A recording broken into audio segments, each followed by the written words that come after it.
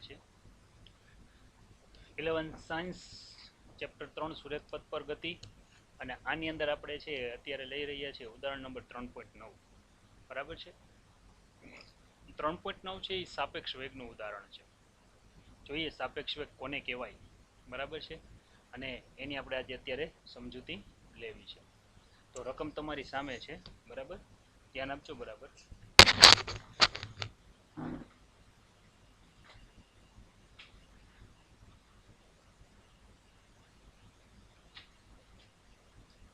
ઉદાહરણ નંબર જે 3.9 છે એની અંદર આપણને છે કીધું છે કે બે સમાંતર રેલવે ટ્રેક છે ઉત્તર અને દક્ષિણ દિશામાં છે એટલે ટુ ટ્રેક છે અલગ અલગ ટ્રેન એ ઉત્તર તરફ 54 કિલોમીટર પ્રતિ કલાકની ઝડપે બી છે દક્ષિણ તરફ 90 કિલોમીટર પ્રતિ કલાકની ઝડપે ગતિ કરે છે એની સાપેક્ષે બીનો વેગ બીની સાપેક્ષે જમીનનો વેગ ટ્રેન એની છત ઉપર તેની ગતિની વિરુદ્ધ દિશામાં ટ્રેન એને સાપેક્ષે 18 કિલોમીટર પ્રતિ કલાકની ઝડપે દોડતા વાંદરાનો વેગ જમીન પર રહેલી ઉભેલ વ્યક્તિ સાપેક્ષે શોધો ઘણું બધું શોધવાનું કીધું છે 3 માર્કનો દાખલો છે આપણે ગોતી લઈએ એકદમ સહેલું છે બહુ કંઈ અઘરું છે નહીં બરાબર છે ચાલો લેતા જઈએ આપણે તો કે અહીંયા આપણને આપેલું છે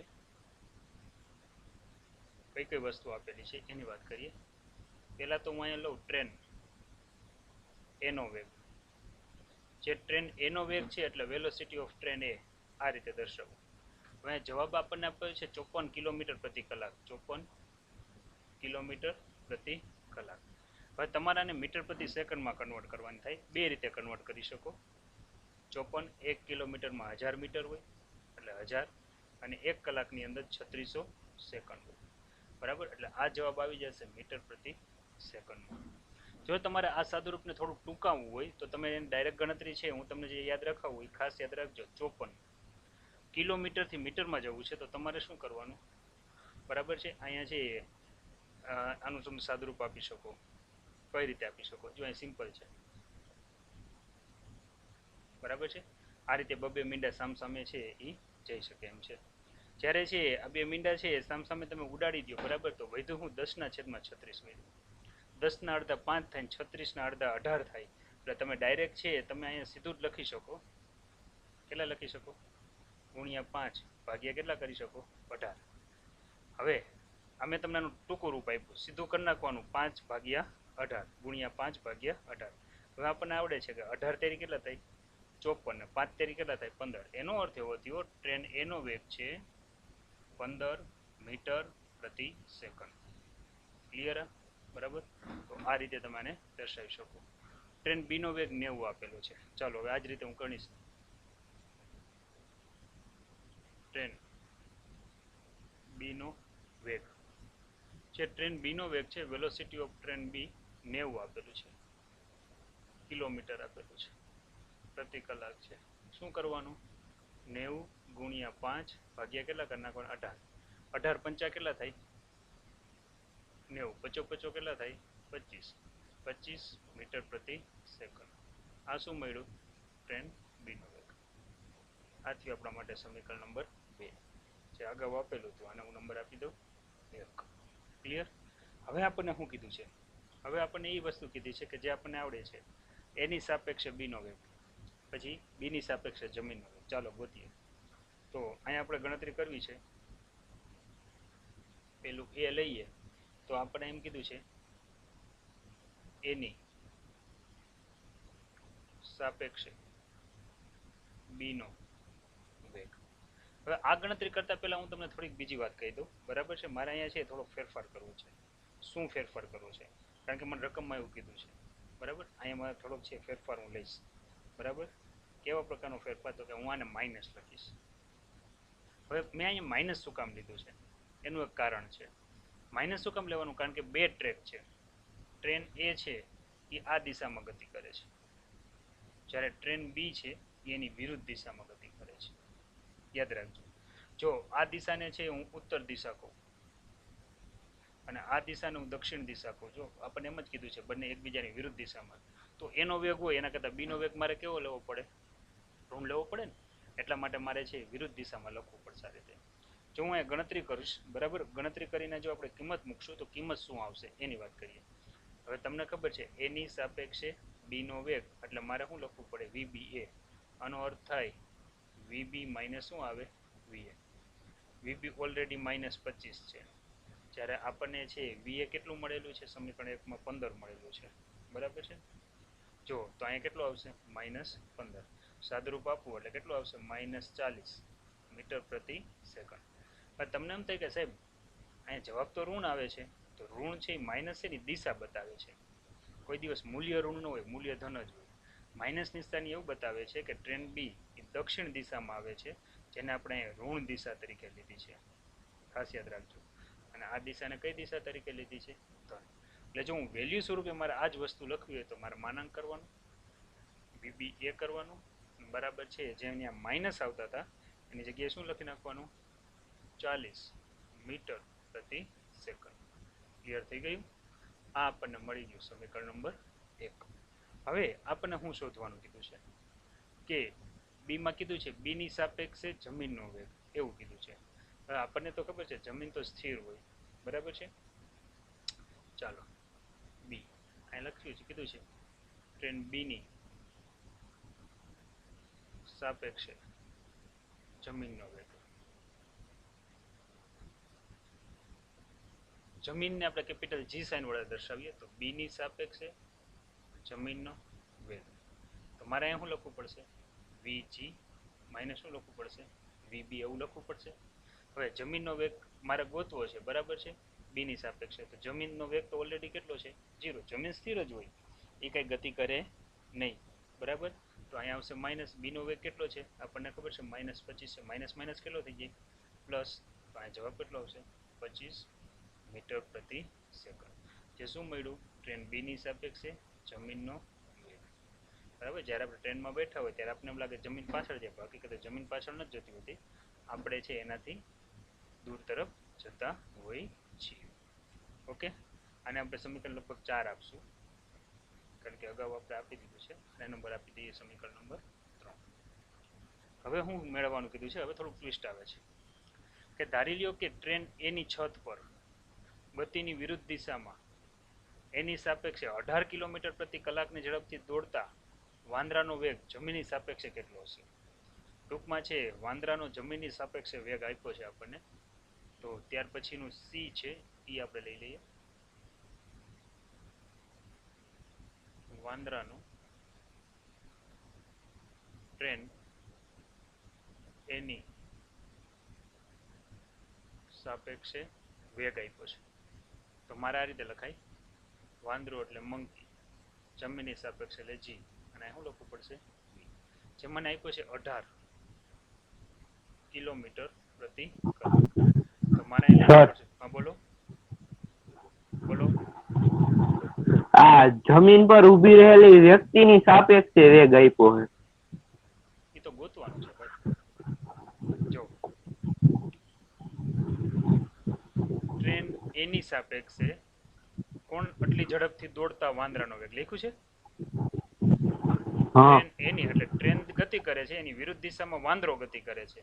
તો વાંદરો ક્યાં રહીને ગતિ કરે છે ટ્રેન ઉપર રહીને ગતિ કરે છે ને, એટલે આપણે એવું લખવું પડશે વાંદરાનો ટ્રેન એની સાપેક્ષે. હવે ગોતવાનું શું કીધું છે તો જમીન ઉપરથી વેગ કેટલો દેખાશે, સમજાણું. જમીન ઉપર આપણે ઊભા હોય તો આપણને વેગ કેટલો દેખાશે એ આપણને ગોતવાનું કીધું છે. ઓકે બરાબર. હવે જો ઓલરેડી આપણે એ લઈએ તો 18 કિલોમીટર પ્રતિ કલાક છે, તો મારે મીટર પ્રતિ સેકન્ડમાં કન્વર્ટ કરવા હોય તો આપણે તમને થિયરી સમજાવી છે 5/18. તો શેમાં કન્વર્ટ થઈ ગયું મીટર પ્રતિ સેકન્ડમાં. સાદુરૂપ આપું તો મને કેટલો મળશે 5 મીટર પ્રતિ સેકન્ડ, કારણ કે આ બે તો કેન્સલ થઈ જાય. આ શું મળ્યો તમને, આ તમને મળ્યું વાંદરાનો ટ્રેન એની સાપેક્ષે વેગ તમને મળે છે. ભાઈ તમે સાચા હતા, અહીંયા છે મારે એ લખવાનું છે, બરાબર છે. એટલે કે ટ્રેન એની સાપેક્ષે વેગ આવું કંઈક સૂત્ર મળે છે. આને હું નંબર આપી દઉં સમીકરણ નંબર 3. હવે આપણે આગળ ગણતરી કરીએ શું કહે છે, બરાબર એની વાત કરીએ તો કે છે વાંદરાનો ટ્રેન એની સાપેક્ષે વેગ તો આપણને કેટલો મળ્યો 5 મીટર પ્રતિ સેકન્ડ. પણ અહીંયા ખાસ એક યાદ રાખશું, આજે છે ટ્રેન એ કઈ દિશામાં જાય છે તમે જુઓ ઉત્તર તરફ. અહીંયા જે વાંદરું બેઠું છે એની વિરુદ્ધ દિશામાં ગતિ કરે છે. વિરુદ્ધ દિશામાં એટલે કઈ દિશામાં? દક્ષિણ દિશામાં. દક્ષિણ દિશા છે એ કરતાં વિરુદ્ધ છે, ઉત્તર કરતાં વિરુદ્ધ છે, એટલે એ જે મને વેગ મળે ને એ મારે કેવો લેવો પડશે અહીંયા? માઇનસ. એટલે ટૂંકમાં અહીંયા છે જે મને આ વેગ મળ્યો એ મારે કેવો લખવો પડશે આગળ? -5 મીટર પ્રતિ સેકન્ડ. લખવામાં કઈ ભૂલ છે મારી? એની સાપેક્ષે વાંદરાનો ટ્રેન એની સાપેક્ષે વેગ.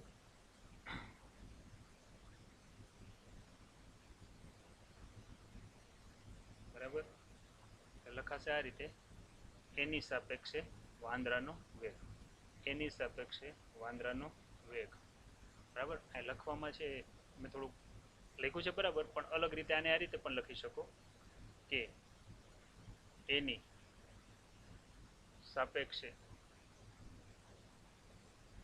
વાંદરાનો વેગ. આ બંને અર્થઘટન એક સરખા જ છે, બરાબર, યાદ રાખજો.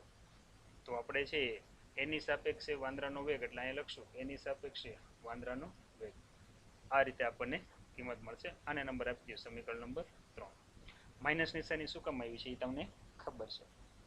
હવે જો તમને આ વસ્તુ ખબર હોય બરાબર, તો તમને છે હવે અહીંયા છે આખી આખી વાત કરી લઈએ બરાબર. તો ઓરિજિનલ વાંદરાનો વેગ જમીનની સાપેક્ષે કેટલો હોય એની વાત કરવાની છે. તો હવે હું અહીં કિંમત મૂકું કે જેમ કે આપણે અહીં લીધું છે એની સાપેક્ષે વાંદરાનો વેગ બરાબર, અહીંયા આવશે વાંદરાનો વેગ માઇનસ એનો વેગ. વાંદરાનો વેગ મારે ગોતવો છે એટલે વીએમ ને હું બનાવી દઉં સૂત્રનો કરતા. તો અહીંયા આવશે વીએમ એ માઇનસ આ બાજુ આવશે એટલે થઈ જશે પ્લસ, એટલે શું થઈ જશે? વીએમ. જો ગણતરી કરું તો મને વાંદરાનો વેગ કેટલો મળ્યો છે? એની સાપેક્ષે -5. અને ઓલરેડી તમને છે એક વેગ તો મળી જ ગયો છે, એનો વેગ સમીકરણ 1 માં કેટલો મળ્યો હતો? 15 મળેલો છે ને, બરાબર.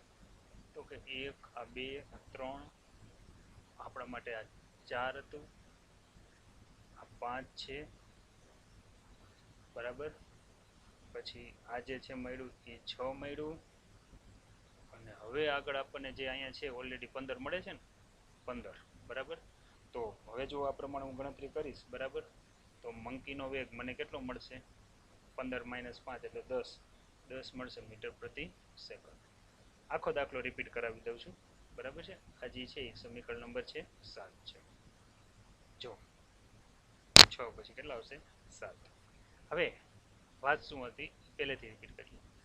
બે સમાંતર રેલવે ટ્રેક ઉત્તર દક્ષિણ દિશામાં, ટ્રેન એ ઉત્તર તરફ ને ટ્રેન બી દક્ષિણ તરફ. ઉત્તર તરફની દિશાને હું ધન ગણું છું, દક્ષિણ તરફની દિશાને છે હું ઋણ ગણું છું, બરાબર છે, ઋણ છે.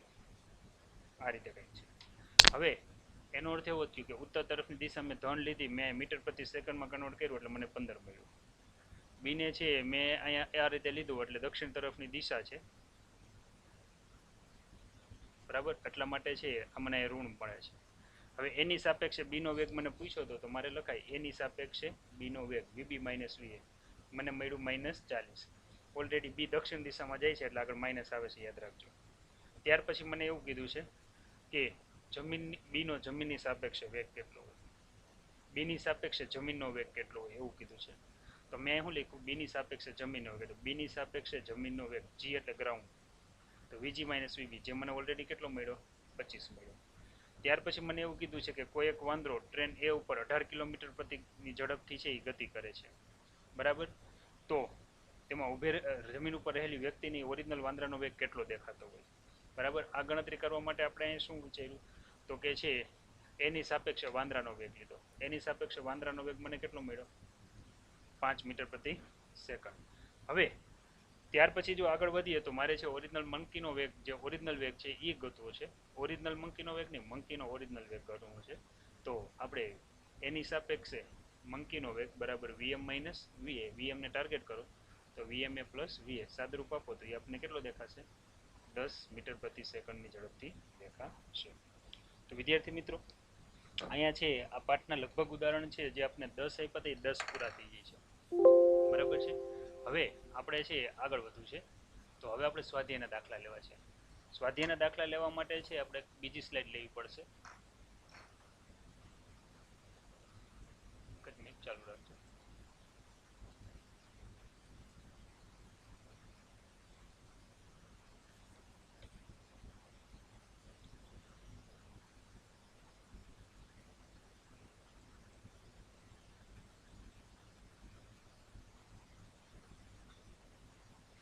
ત્યાર પછી છે હવે આપણે છે ટેક્સ્ટની એક્સરસાઇઝ લઈ લઈએ.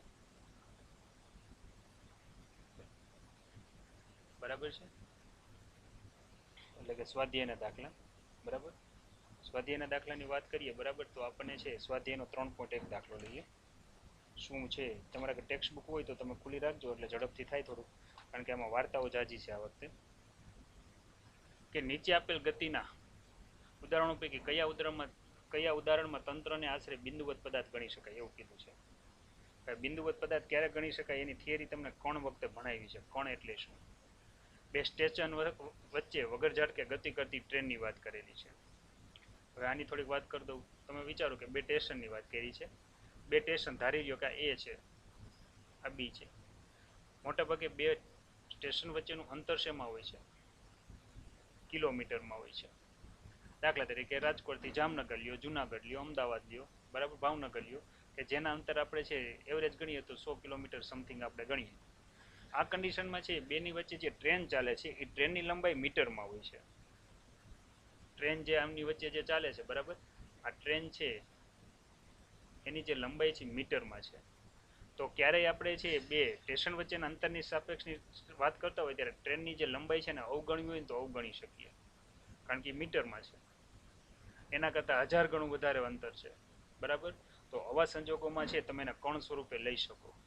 તો જુઓ, જ્યારે પદાર્થ કાપેલ અંતરની સરખામણીમાં તેના પરિમાણને અવગણી શકાય ત્યારે તેવા પદાર્થને કણ સ્વરૂપે લઈ શકાય.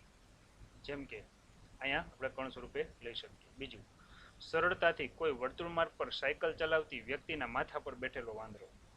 હવે તમે આપણે વાત કરીએ, આપણે છે રાજકોટની જ વાત કરીએ કે કોઈ એક સર્કલ આવતું, ફોર એક્ઝામ્પલ આપણે Bhaktinagar circle, Sarathiyawadi circle, racecourse circle, ઘણા બધા સર્કલ છે. જો આ સર્કલની વાત કરીએ બરાબર, તો આ સર્કલ છે કંઈક આવું હોય છે કે જેની ત્રિજ્યા છે એ મીટરમાં હોય છે, ખાસ યાદ રાખજો. હવે આમાં છે કોઈ સાયકલ સવાર જે ગતિ કરે છે પોતાની સાયકલ લઈ, આ સાયકલ સવાર છે. હવે એની ઉપર એક વાંદરો બેઠો છે. હવે તમને ખબર છે વાંદરો જે બેઠો છે બરાબર, એ સાયકલ સવારના ખંભા ઉપર કે માથા ઉપર બેઠો છે. એ માથાનું પરિમાણ લ્યો કે જે અમુક સેન્ટીમીટરમાં હોય કે ઇંચમાં હોય, એની સાપેક્ષે આ અંતર તમે જુઓ મીટરમાં છે. તો આ બંને કેસમાં છે તમે અહીંયા વાંદરાને છે એ કણ સ્વરૂપે લઈ શકો આ ત્રિજ્યાની સાપેક્ષે. અને જ્યારે બે સ્ટેશન વચ્ચેના અંતરની સાપેક્ષમાં અહીંયા તમે ટ્રેન છે એને પણ તમે કણ સ્વરૂપે લઈ શકો. એટલા માટે છે આપણને અહીંયા છે કીધું છે કે એ અને બી બંને પદાર્થ બિંદુવત કણ સ્વરૂપે ગણી શકાય, કારણ કે બંનેના કાપેલ અંતરની સરખામણીમાં તે પદાર્થોના પરિમાણ છે એ અવગણી શકાય તેવા છે. હારવાર એ પણ તમને કહ્યું સી અને ડીમાં આ શરત પડાતી નથી, તેથી એને બિંદુવત પદાર્થ ગણી શકાય નહીં. જવાબ અગાઉ આવી ગયો. હવે પ્રશ્ન વાંચીએ. પ્રશ્ન શું છે એની વાત કરીએ. જેમ કે જમીન પર અથડાઈને તીવ્ર વળાંક લેતો સ્પિન થતો ક્રિકેટનો બોલ. ચાલો આની વાત કરીએ. હવે આ જમીન છે બરાબર છે, ખાસ યાદ રાખો જ્યારે છે બોલ છે એ એને અથડાય છે બરાબર છે. સ્પિન ક્યારે થાય? જ્યારે જમીનના સંપર્કમાં આવે ત્યારે. હવે જ્યારે છે જમીનના સંપર્કનો ભાગ અને દડાનો ભાગ સામે સામે કેટલો ટચ થયો હશે?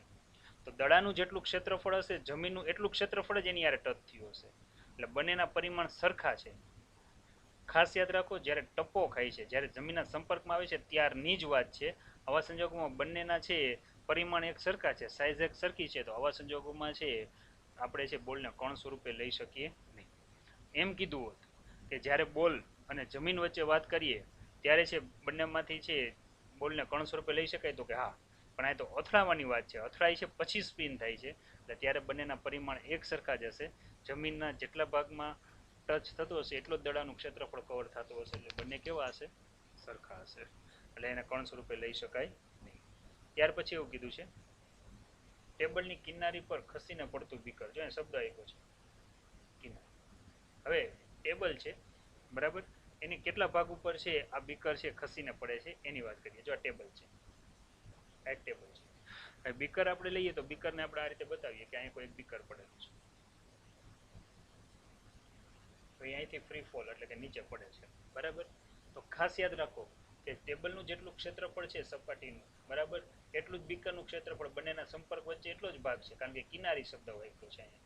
તો આ કન્ડિશનમાં છે આ બંનેમાંથી કોઈ પણને આપણે છે કણ સ્વરૂપે છે લઈ શકીએ નહીં. બંનેના પરિમાણ સરખા છે ટૂંકમાં, એટલે આપણે એમ કહી શકીએ ચોખવટથી કે સી અને ડીમાં આ શરત પડાતી નથી, તેથી પદાર્થને કણ સ્વરૂપે લઈ શકાય નહીં.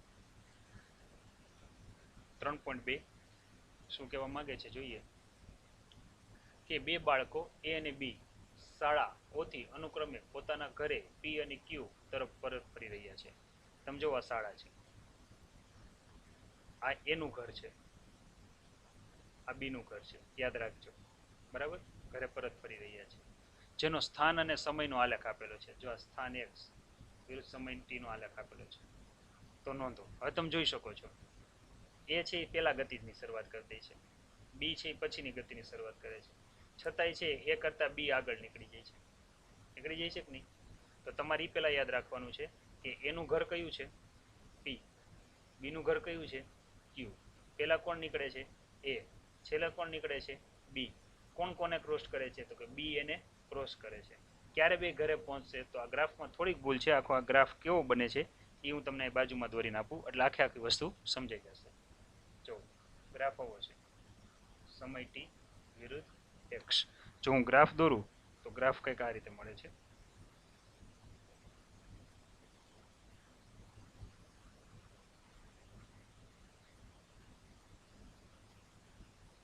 આ રીતનો આખો ગ્રાફ છે. હવે ગ્રાફ શું કહેવા માંગે છે એ જોઈએ. આ બિંદુ ઓ છે, ત્યાંથી એ નીકળી અને એ પોતાના ઘરે પહોંચે છે. જો અહીંયા પણ આ એનું ઘર કયું છે? બી. આ બિંદુ સી છે, બરાબર. બિંદુ સી પાસેથી છે નીકળી વળી એને ક્રોસ કરે છે, ક્રોસ કરી વળી એને છે ક્રોસ કરીને આ એના ઘરે પહોંચે છે. આ ઘર એનું કયું છે? ક્યુ. આ એ છે, આ છે, બંને એકબીજાને ક્રોસ કરે છે. અધૂરામાં પૂરું જોવાનું એ છે કે બંને એકી હારે જ પોતાના ઘરે પહોંચે. જો સમય જો બંને માટે લાગતો સમય કેવો છે? એક સરખો જ છે, બરાબર છે. તો હવે આપણે આને જવાબ આપીએ. ચાલો, ગ્રાફ સમજાઈ ગયો હશે, ફરી વાર કહી દઉં છું. પહેલા એ નીકળે છે, પછી છે બી પોતાના ઘરેથી નીકળે છે, એ કરતાં બીની સ્પીડ વધારે હોવાથી એકબીજાને ક્રોસ કરે છે. એનું ઘર બિંદુ પી છે અને બીનું ઘર બિંદુ ક્યુ છે. સમયનો ગ્રાફ અહીંયા એક સરખો મળે છે, એનો અર્થ એવો કે બંને એક સાથે પોતાના ઘરે પહોંચે છે. વાંચીએ. કોની શાળા નજીક છે એવું કીધું છે? બીની એ કરતા કે એની બી કરતા? એમ તો આપણને ખબર છે કે અહીંયા ઓપી અંતર છે એ ઓછું છે કોના કરતા? ઓ ક્યુ કરતા. એટલે કહી શકાય એની શાળા નજીક છે. વાંચો. બી કરતા એની સ્કૂલ વધુ નજીક છે. બીજો પોઈન્ટ, પહેલા કોણ શાળાએથી ગતિની શરૂઆત કરે છે? તમે જોઈ શકો છો એ છે એ પોતે છે પેલા ગતિની શરૂઆત કરે છે. જોઈ શકાય છે કે એની ગતિનું ઉદ્ગમ બિંદુ ઓ છે, જ્યારે બીની ગતિનું ઉદ્ગમ બિંદુ સી છે. બી ની શરૂઆત મોડેથી થાય છે, જ્યારે એની શરૂઆત કેવી થાય છે? પહેલેથી.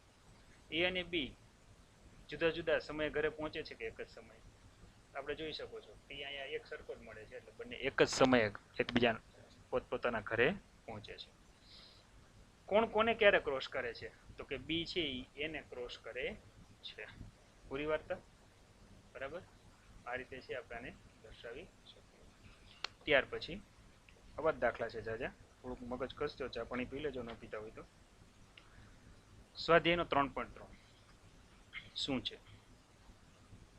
એક મહિલા સવારે 9 વાગ્યે પોતાના ઘરેથી 2.5 કિલોમીટર દૂર આવેલ કાર્યાલય પર 5 કિલોમીટર પ્રતિ કલાકની ઝડપે સીધી સડક પર ચાલીને જાય છે. હવે જ્યારે છે આ હોમ છે, આ પોતાનું છે ઓફિસ છે એટલે કાર્યાલય. ડિસ્ટન્સ છે કેટલું? 2.5 કિલોમીટર, બરાબર. જતા જે સમય લાગે એને હું T1 નામ આપી દઉં, બરાબર. તો અહીંયા T1 કેટલો આવશે? સૂત્ર મૂકવું પડે આમ તો મારે, વેગના છેદમાં સમય. એવું થોડુંક આપણે વિગતે ચાલીએ, થોડો ઉતાવળો ભરી રહ્યો, બરાબર. સીધું ડાયરેક્ટ લખી નાખીએ આપણે. વેગ બરાબર અંતરના છેદમાં સમય. આ સમયને t1 નામ આપી દો. તો t1 બરાબર શું થાય? d/v. કેટલું ડિસ્ટન્સ છે? 2.5 કિલોમીટર. કેટલા વેગથી જાય છે? 5 કિલોમીટર. એટલે સાદુરૂપ આપો તો 2.5 છેદમાં 5 એટલે શું આવે? 1/2. શું આવે? કલાક સમય. 1/2 એટલે અડધો કલાક. અડધા કલાક એટલે કેટલી મિનિટ થાય? 30 મિનિટ. લે યાદ રહી ગયું આ બધાને? ન ભૂલાવું જોઈએ. સમીકરણ નંબર 1. સડક પર ચાલીને જાય છે. ત્યાં તે 5 વાગ્યા સુધી રોકાય છે. સવા 9 સાડા 9 પહોંચી જશે ને પછી 5 વાગ્યા સુધી રોકાય છે. રિટર્નમાં થાકી ગયા હોય બેન એટલે 25 કિલોમીટર પ્રતિ કલાકની ઝડપે ગતિ કરતી રિક્ષામાં પોતાના ઘરે ફરે છે. કદાચ આ પ્રયોગ કર્યો હશે ત્યારે ઉનાળો શિયાળો હશે, ચોમાસામાં આટલી સ્પીડ ન આવે કારણ કે રસ્તા ઉપર ભૂવા જાજા હોય. 25 કિલોમીટર પ્રતિ કલાક. બરાબર. રિક્ષામાં બેહવા કરતાં હાલીને વધારે સ્પીડમાં પહોંચી જાય ત્યારે એવી રસ્તો છે. પોતાના ઘરે ફરે છે ત્યારે યોગ્ય સ્કેલ માપનો ઉપયોગ કરીને એની ગણતરી કરો. આપણને એવું કીધું છે. જો આની મારે ગણતરી કરવી છે, ચાલો ગણતરી કરી દો. ચાલો રિટર્ન ટાઈમ. ફરી પાછો રિટર્ન આવવા માટે લાગતો સમય ટુ અંતર છેદમાં શું આવશે? વેગ. અંતર તો એ જ છે, વેગ બદલાય છે. અહીંયા વેગ પહેલાં v1 હતો, વેગ બદલાઈ ગયો. બરાબર. હવે જો હું આ ગણતરી કરું તો 2.5 પર રિટર્ન કેટલી? 25 કિલોમીટર પ્રતિ કલાક. બરાબર. જો આની હું ગણતરી કરું બરાબર તો 1/10 કલાક મળે. 1 કલાક એટલે 60 મિનિટ થાય. તો એનો અર્થ એવો થયો કે 60/10 કરવા પડે ને મારે મિનિટમાં કન્વર્ટ કરવું. એટલે એનો અર્થ એવો થયો રિટર્નમાં બેનને માત્ર ને માત્ર 6 મિનિટ લાગે છે. કેટલી મિનિટ લાગે છે? તો જતા આવતાનો આપણે ટાઈમ મળી ગયો. બરાબર. હવે આપણને શું કીધું છે? ગતિ કરતી પોતાના ઘર પ્રત્યે યોગ્ય સ્કેલ માપ કરી અને એક નો આલેખ દોરો. ચાલો આલેખ દોરી. આલેખ ઓલરેડી છે એટલે હું બહુ કઈ ટેન્શન નથી લેતો. આ ડી બિંદુ છે ને એ ત્યાંથી આપણે વાત કરીએ. જો અહીંયા આપણને એમ કીધું છે કે ડી બિંદુને હું છે ને 9 કલાક ગણી લઉં. હવે ત્યાંથી તમે આગળ હાલો તો કે 12 વાગે બપોર પછી તમે જુઓ તો 1 2 3 4 5 આ રીતે આપણે આગળ વધી શકીએ. ઉપર છે અંતર છે તમે જુઓ 0.5 0.1 આ રીતે લીધું છે. હવે અહીંયા આપણે ઓલરેડી ગણતરી કરી. જતા કેટલો સમય લાગે છે? 30. તો એનો અર્થ એવો થયો 9 વાગે પોતાના ઘરેથી નીકળે છે અને આ એને 2.5 કિલોમીટર ડિસ્ટન્સ કાપવું છે. ક્યાંય ગયો 2.5? જો 2.5 ત્યારે છે 30 મિનિટ જેટલો સમય લાગે છે. એટલે 30 મિનિટ. તો ગ્રાફ આખો આમ આવશે. જો પછી 5 વાગ્યા સુધી ઓફિસે જ બેઠા રહે છે. એનો અર્થ એવો થયો કે અહીંયા આપણે વેગ 0 મળે છે. રિટર્નમાં માત્ર ને માત્ર 6 મિનિટમાં ઘરે પહોંચે છે. તો કે 5 છે પછીની 6 મિનિટ હું અહીંયા ગણું. બરાબર. તો 6 મિનિટમાં એ ઘરે પહોંચે છે. તો ગ્રાફ તમે જોઈ શકો છો કેવો આવે. બરાબર. અહીંયા મેં દોરેલો છે. રિપીટ જો મારે દોરવો હોય તો હું આ રીતે દોરી શકું કે શરૂઆતમાં આટલો સમય લાગે. મિનિટ છે 9 વાગ્યા હોય તો અહીંયા 9:30 પહોંચે છે. આ કેટલી? તો કે 2.5 કિલોમીટર. 5 વાગ્યા સુધી એના ઘરે જ બેસે છે. તો 5 વાગ્યા સુધી એના ઘરે જ બેસે છે. સોરી ઓફિસે બે. પછી ઘરે આવે ઓનલી 6 મિનિટ થાય. ધારી લો કે આ 5.6 5 કલાક ને 6 મિનિટ છે. તો સીધો ગ્રાફ ક્યાં આવી જશે? નીચે જ્યાં તમને બતાવેલો છે. તો આ રીતે છે સરળતાથી આ બધા આવા દાખલા છે આપણે ગણી શકીએ. આ બધાનું છે વર્ણન શું હશે એ બધું હું તમને આપીશ. ચાલો તૈયાર થઈ જાજો એક નવીન કોયડા માટે. શું છે કોયડો? સ્વાધ્યાયનો 3.4 દાખલો. બરાબર છે. લઈએ સ્વાધ્યાયનો 3.4 દાખલો. એક દારૂડિયો સાંકડી ગલીમાં 5 પગલા આગળ ભરે 3 પગલા પાછળ ભરે. મનમાં ચિત્ર ઉપસી આવ્યું હશે દારૂડિયો કઈ રીતે હાલતો હશે. ત્યારબાદ ફરીથી 5 પગલા આગળ ભરે 3 પગલા પાછળ ભરે. આ રીતે ચાલતો રહે. દરેક પગલું 1 મીટર લંબાઈનું અને 1 સેકન્ડ જેટલો સમય લે છે. તો આ ગતિ માટે x વિરુદ્ધનો આલેખ દોરો. આલેખ એવી રીતે દોરવાનો છે કે કઈ રીતે નક્કી કરી શકાય કે તેની ગતિનો પ્રારંભ બિંદુથી 13 મીટર દૂર આવેલા ખાડામાં તે કેટલા સમય બાદ ખાબકશે એ આપણે જોવાનું છે. ફરીવાર એક દારૂડિયો છે, સાંકડી ગલીમાં ચાલે છે. સાંકડી ગલીમાં ખાડો છે એ યાદ રાખવાનું. દારૂડિયો 5 ડગલા આગળ ચાલે. 5 ડગલા માટે લાગતો સમય 5 સેકન્ડ છે. વધારામાં છે એ 5 મીટરનું અંતર કાપે છે. શું કામ? કારણ કે એક ડગલું 1 મીટરનું છે. પાછો 3 ડગલા પાછો ફરે. 5 ડગલા આગળ 3 ડગલા પાછળ. પણ એ જ્યાં ઊભો છે ને ત્યાંથી 13 મીટર દૂરના અંતરે ખાડો છે. ખાડામાં ક્યારે પડશે એ આપણે છે એ કહેવાનું છે. હા ભાઈ મચ્છર બહુ છે. સ્પ્રે બ્રે કંઈક મારો ને હોય તો તોડી નાખવા તો. ત્યાર પછી જો આ છે સમય વિરુદ્ધ અંતર. શરૂઆતમાં છે 0 સમય છે ત્યારે અંતર પણ 0 મીટર છે. 5 ડગલા આગળ ચાલે ત્યારે લાગતો સેકન્ડ 5 સેકન્ડ. 3 ડગલા પાછળ ચાલે એટલે 5 માંથી 3 કરી નાખો એટલે વળી પાછો ક્યાં આવી ગયો 2 ડગલા. સમય કોઈ દિવસ ઋણ ન જાય તો પ્લસ જ થાય. એટલે 5 સેકન્ડમાં 3 ડગલા પાછળ ચાલ્યો તો સમય તો 3 સેકન્ડ વહી ગઈ તો 5 ને 3 કેટલું થયું 8. વળી પાછો 5 ડગલા આગળ આલે 2 ડગલા હતો ત્યાંથી 5 ડગલા આગળ આલે એટલે કે 2 + 5 એટલે કેટલું થયું 7. સમય 8 સેકન્ડ હતી એમાં 5 સેકન્ડ ઉમેરો એટલે કેટલી થઈ 13. 7મા ડગલે પહોંચ્યો ત્યાંથી પાછો 3 ડગલા પાછળ આવ્યો એટલે કેટલી આવ્યું 4. સમય તો છે 3 આમાં પછી વધી જ જશે એટલે કેટલી આવશે 13 + 3 એટલે 16. 4 ડગલે હતો ત્યાંથી વળી પાછો છે ધીરે ધીરે પાછો આગળ વધે છે બરાબર એટલે કે 5 ડગલા આગળ હાલે તો અહીંયા કેટલો આવશે 9. તો આમાં 5 સેકન્ડ તો વધી જ જવાની છે. 16 ને 5 કેટલી થશે 21. વળી 3 ડગલા પાછળ આવેલો એટલે 6 માંથી 3 ડગલા પાછળ 9 માંથી 3 ડગલા પાછળ એટલે 6. પણ અહીંયા તો છે 3 સેકન્ડ તો ચડી જ ગઈ 24. વળી પાછો છે 5 ડગલા આગળ હાલે 6 માં 5 નાખો એટલે કેટલા થાય 6 ને 5 11 થાય મારા ખ્યાલથી બરાબર 11. તો આમાં મારે છે 24 માં 5 નાખો તો કેટલી થાય 29. 11 સેકન્ડથી 11 ડગલેથી વળી પાછો 3 ડગલા પાછળ 11 માં 3 કાઢો એટલે કેટલા વધ્યા 8. તો વળી આમાં મારે 3 તો ઉમેરવાની જ રહી તો કેટલા થયા 32. વળી પાછું છે 5 ડગલા આગળ 8 ના 5 કેટલા થયા 13 મીન્સ કે આ ખાડામાં કરી ગયું છે બરાબર. અને ત્યારે લાગતો સમય 32 + 5 એટલે કેટલો થઈ ગયો 37. એનો અર્થ એવો થયો ભાઈ 37મી સેકન્ડે ખાડામાં હશે. કેટલામી સેકન્ડે હશે યાદ રાખજો 37મી સેકન્ડે બાજુમાં લખી નાખું છું.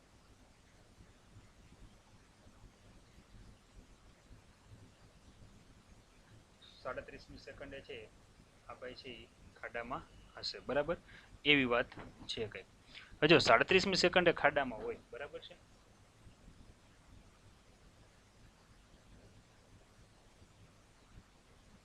તો અહીંયા મારે છે 37 એવું કંઈક લખવું પડે 37 છે એવું લખવું પડશે.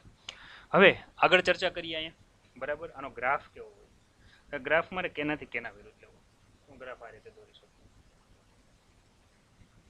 બરાબર. અહીંયા હું અંતર લઈ લઉં x અહીંયા હું લઈ લઉં સમય. તમે જુઓ સમયગાળો હું 5-5 સેકન્ડનો લઉં છું 5 સેકન્ડ 10 સેકન્ડ 15 20 25 30 35 બરાબર.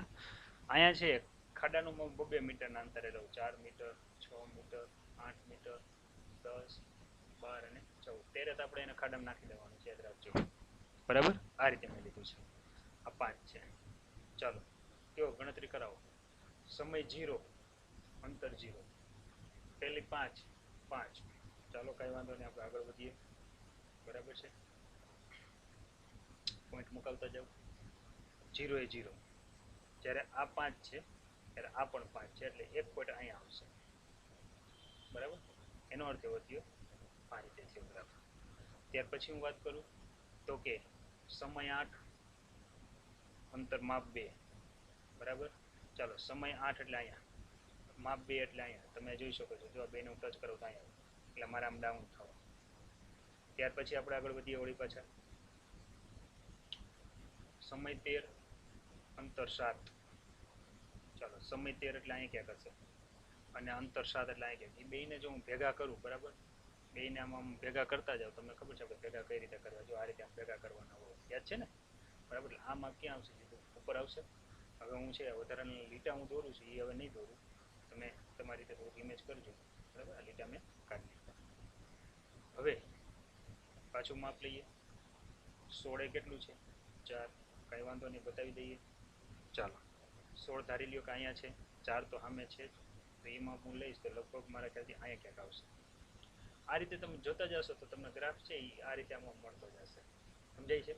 અને બરાબર તમે અહીંયા છે છેલ્લું માપ લ્યો 37મી સેકન્ડ હતું ને કેટલામાં હતું કંઈક 37 સેકન્ડે 13 ત્યારે એ ગ્રાફ છે તમને 37મી સેકન્ડે જ્યારે 16 લેશો બરાબર ત્યારે એ છે 16 અને 37 લગભગ એ તમને અહીંયા ક્યાંક ભેગા થઈ જશે ઠેકડા મારતા મારતા આવો ગ્રાફ મળશે. ક્લિયર. હું તમને બતાવું કઈ રીતનો ગ્રાફ આવશે ટેન્શન લ્યોમાં જો આ રીતનો ગ્રાફ આવશે. તમારે આ ગ્રાફ છે એ આજે હોમવર્કમાં દોરવાનો છે બરાબર છે. મેં અહીંયા છે સમય વિરુદ્ધ છે અંતરનો આલેખ લઈ અને આખો ગ્રાફ દોર્યો છે. છેલ્લે છે 13 મીટર અંતર કાપતા એને 37 સેકન્ડ જેટલો સમય લાગશે. આવડશે ને? બરાબર, કાંઈ અઘરું છે નહીં. ત્યાર પછી આગળ વધીએ. સ્વાધ્યાયનો 3.5 દાખલો. હવે જે બધા દાખલા આવે છે ને થોડાક એન્ટિક પીસ આવે છે. આમ તો આ મેં તમને અગાઉ કીધું છે કે વેલોસિટી આખે આખું આ લોકોએ ઓપ્શનમાં કાઢ્યું છે COVID-19 રિલેટેડ, પણ આપણે તમને કરાવીએ છીએ. શું કામ કરાવીએ છીએ? કારણ કે આ દાખલા વ્યવહારુ દાખલા છે, આવડે. ક્યારેક દારૂ પી ગયા હોય અથવા કોકને જોઈ ગયા હોય અને એ ભાઈ જે આ રીતે ટિંગલ કરતો કરતો હાલતો હોય તો આપણે ફિઝિક્સ ભણ્યા હોય, આપણને ખબર પડશે ભાઈ ક્યારેક ગોથું ખાઈ જશે. ચાલો, એક જેટ પ્લેન 500 કિલોમીટર પ્રતિ કલાકની ઝડપે ઉડી રહ્યું છે. 500 કિલોમીટર, વાહ, બરાબર. અહીંયા લખવું પડે મારે જેટ પ્લેનની ઝડપ. જેટ પ્લેનની ઝડપ એટલે હું વી જે વડે દર્શાવું. જે કેટલી છે? 500 કિલોમીટર પ્રતિ કલાક છે. જેટ પ્લેનની સાપેક્ષે 1500 કિલોમીટર પ્રતિ કલાકની ઝડપે દહન ઉત્પાદન એટલે કે વાયુ બહાર કાઢે. ધુમાડાનો જે વેગ છે, જેટ પ્લેન ધુમાડો, બરાબર, આપણે ધુમાડો જ કહી દઈએ છીએ. સાયલેન્સરમાં ધુમાડો નીકળે ને, ધુમાડાની ઝડપ અથવા વેગ, બરાબર. તો એ છે કોની સાપેક્ષે કોનું છે? યાદ રાખજો, જેટ પ્લેનની સાપેક્ષે ધુમાડાની. ધુમાડો એટલે ગેસ, એટલે હું એને જી વડે દર્શાવું. ને વી તે કેટલું છે? 1500 કિલોમીટર પ્રતિ કલાક.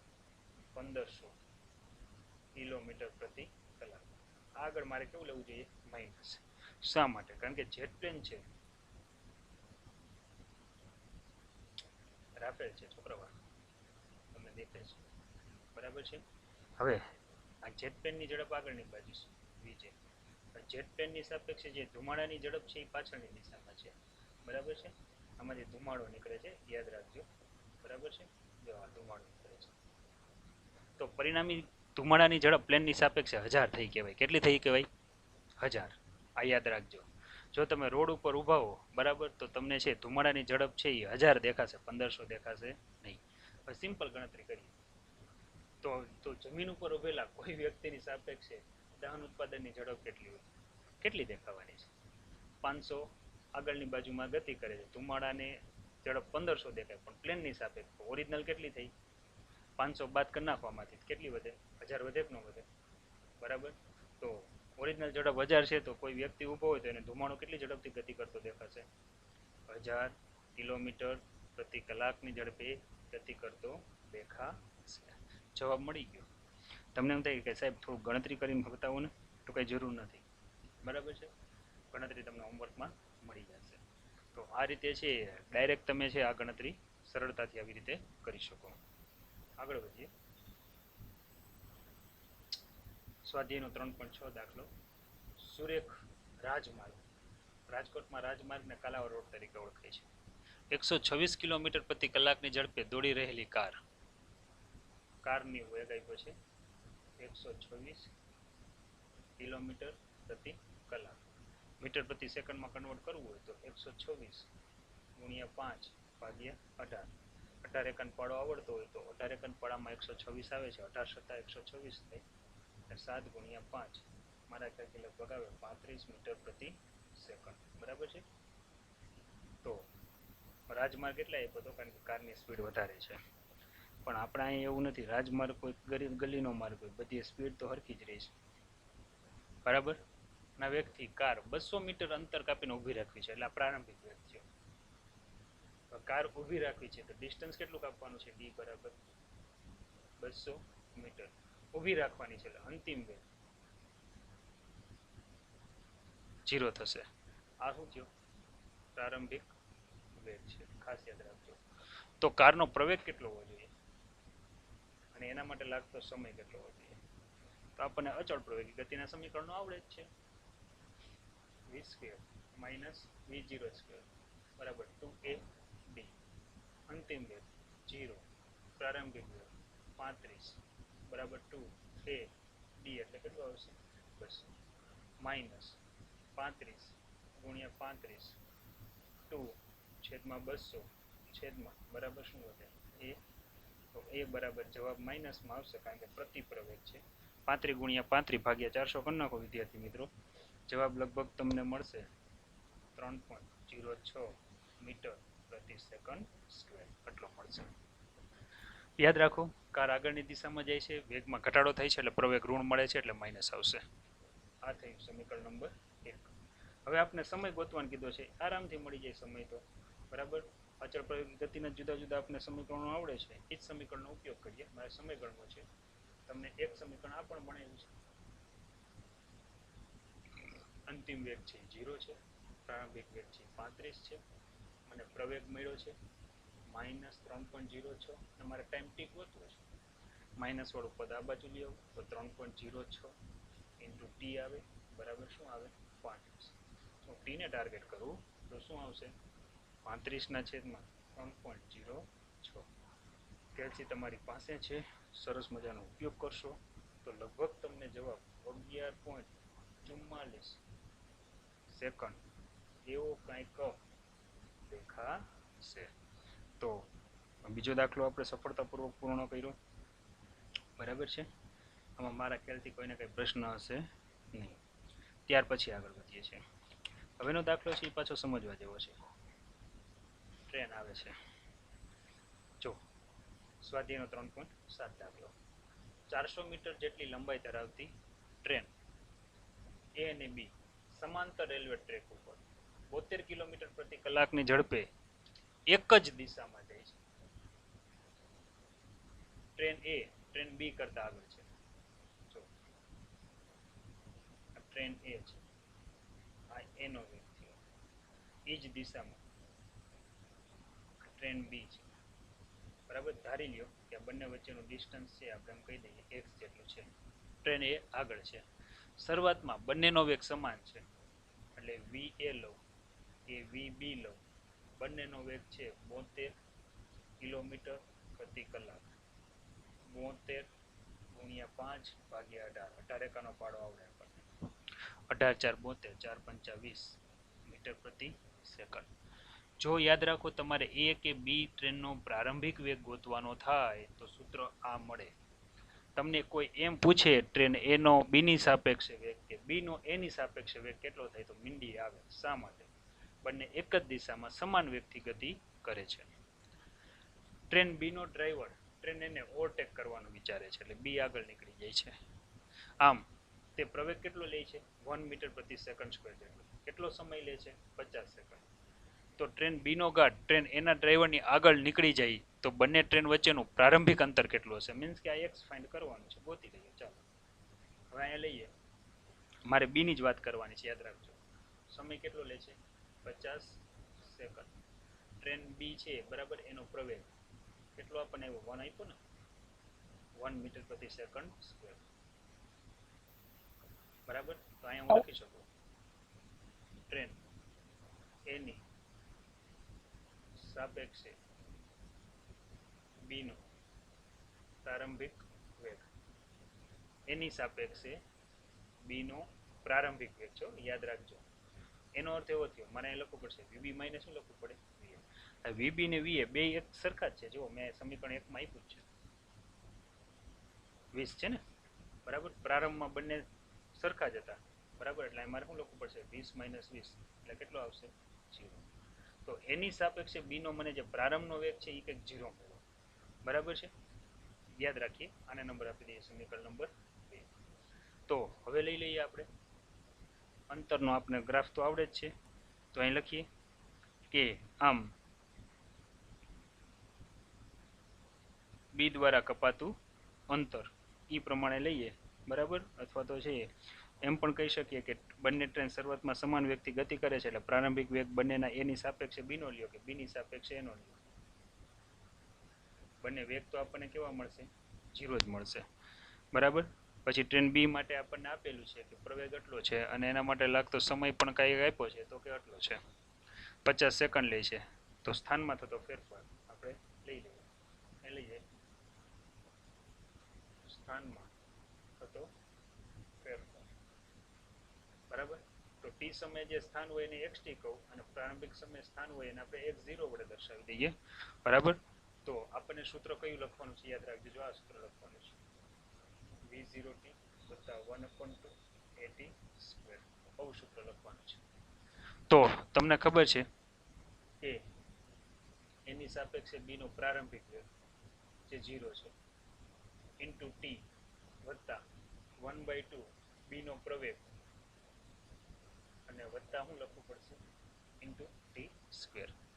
હવે જો આ ગણતરી હું કરું બરાબર બંને વચ્ચે અંતરનો થશે તો પ્રારંભિક વેગ તો આપણે કેવો મળ્યો છે 0. અહીંયા કેટલા આવશે 50. અહીંયા આવશે 1/2. અહીંયા શું છે 1 અને સમયનો સાયકલ આપણને આપી છે કેટલી આપી છે 50. 50 નો વર્ગ 2500 થાય 2500 ભાગ્યા 2 લખવું પડશે. એનો અર્થ એવો થયો કે બંને વચ્ચે અંતરનો તફાવત આપણે કેટલો મળે છે 1250 મીટર. ખાસ યાદ રાખજો. આ રીતે છે આ દાખલો તમે ગણી શકો સીધું છે બરાબર. ઇન્ડિવિજ્યુઅલ અલગ અલગ રીતે પણ ગણાય પણ ડાયરેક્ટ પણ ગણી શકાય. હવે આગળ વધીએ. ત્યાર પછીનો દાખલો 3.8. 3.8 દાખલો આપણને શું કહે છે એની વાત કરીએ.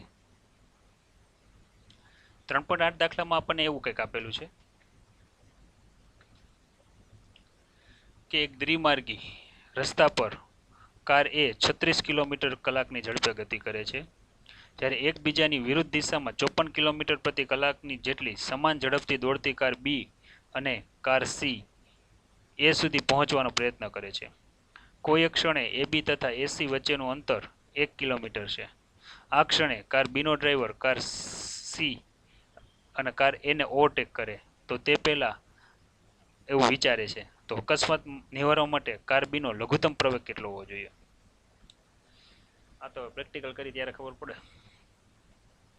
રકમ છે જો કાર એ નો વેગ આપ્યો છે એટલે કંઈક આખી વાત આવી છે. આ એક રોડ છે,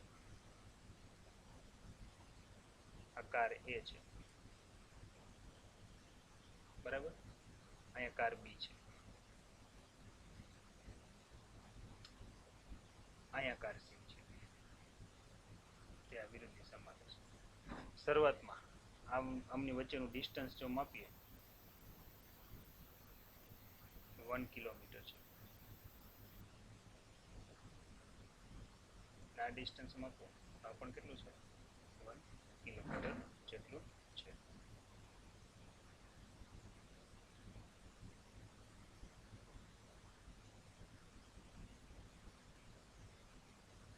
જો અહીંથી હું આમાં ઉભો ભાગ પાડી દઉં તો આ જે ડિસ્ટન્સ છે આ રીતે આપણે વિચારીએ તો આ 1 કિલોમીટર છે. આ પણ કેટલું છે 1 કિલોમીટર. યાદ રાખો રકમમાં એવું કીધું છે કે એક દ્વિમાર્ગ એટલે 2 લેન રોડ છે. કાર એ 36 કિલોમીટર ઝડપથી ગતિ કરે છે. એકબીજાની વિરુદ્ધ દિશામાં 54 કિલોમીટર એટલે કાર એનો વેગ વેલોસિટી ઓફ કાર એ જે આપણને આપેલો છે 36 કિલોમીટર પ્રતિ કલાક એટલે કે આપણે એને કન્વર્ટ કરીએ તો 36 ગુણ્યા 5 છેદમાં 18 મીટર પ્રતિ સેકન્ડ. 5 દુ 10 તો અહીંયા વીએ તમને મળશે 10 મીટર પ્રતિ સેકન્ડ. આ એનો વેગ છે ખાસ યાદ રાખજો. બી અને સી બંને એકબીજાની વિરુદ્ધ દિશામાં ગતિ કરે છે. બંનેની ઝડપ સમાન છે તો આપણે આગળ લખીએ બી લ્યો કે સી લ્યો બંનેની ઝડપ સમાન છે 54 કિલોમીટર પ્રતિ કલાક એટલે 54 ગુણ્યા 5 ભાગ્યા 18 મીટર પ્રતિ સેકન્ડ. 18 તેરી 54 ને 3 પંચા 15 એટલે કેટલો આવશે 15 મીટર પ્રતિ સેકન્ડ. પણ યાદ રાખજો એ અને સી બંને એકબીજાની વિરુદ્ધ થશે, ખાસ યાદ રાખીએ બરાબર છે. તો આ રીતે છે. હવે આપણને શું કીધું છે બંને વચ્ચે છે ડિસ્ટન્સ કેટલું છે તો કે એ બી લ્યો કે એ સી લ્યો 1 કિલોમીટર છે. આ ક્ષણે બી નો ડ્રાઈવર કાર સી અને કાર એને ઓવરટેક કરે છે.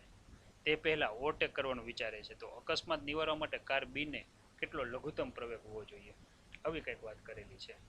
ચાલો ચર્ચા કરીએ. પેલા આપણે તો સાપેક્ષ વેગ તો ગણી લીધા છે વીબી અને વીસી બંનેની ઝડપ સમાન છે, દિશા વિરુદ્ધ છે. ખાસ યાદ રાખજો જ્યારે છે હું બી નો વેગ લઈશ ને ત્યારે મારે ધન જ લેવાનો છે કારણ કે આ દિશાને હું ધન દિશા તરીકે લઉં છું, જ્યારે આ દિશાને મારે લેવી પડશે ઋણ દિશા તરીકે. એટલે c નો વેગ લઈશ ને ત્યારે મારે 15 જ લેવાનો, પણ કેવો લેવાનો?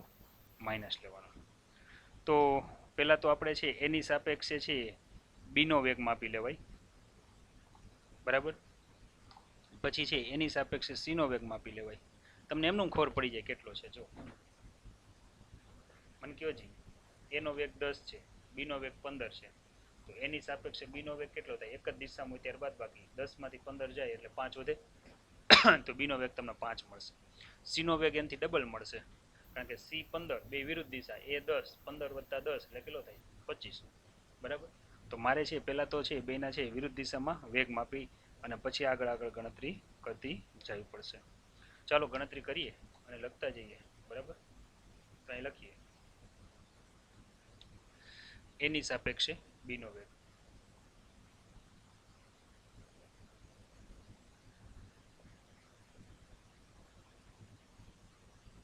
બીનો વેગ, જો હું એની સાપેક્ષે બીનો વેગ લખું તો એની સાપેક્ષે બીનો વેગ એટલે આ રીતે લખાય. તો અહીંયા શું આવશે? VB minus V. ચાલો વીબી કેટલું છે? 15. વી એ કેટલું છે? 10. કેટલો આવશે એની સાપેક્ષે બીનો વેગ? તો આવશે 5 મીટર પ્રતિ સેકન્ડ. આ જે સમીકરણ છે એને નંબર આપી દઈએ 3.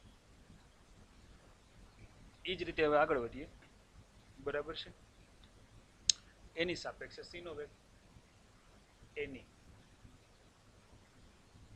સાપેક્ષે સીનો વેગ.